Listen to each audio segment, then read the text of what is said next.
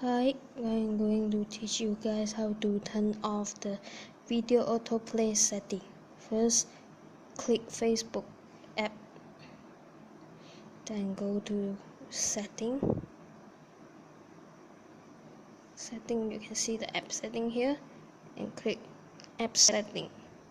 Then you scroll down, and then you will see video autoplay here. Then you want to choose on the video setting when your Wi-Fi is on, or you can click off.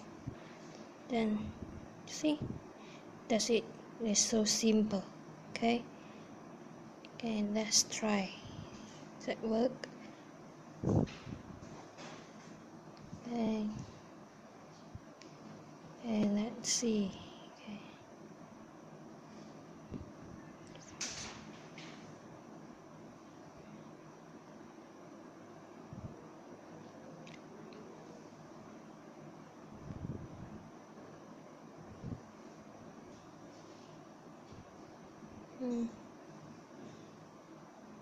That's it.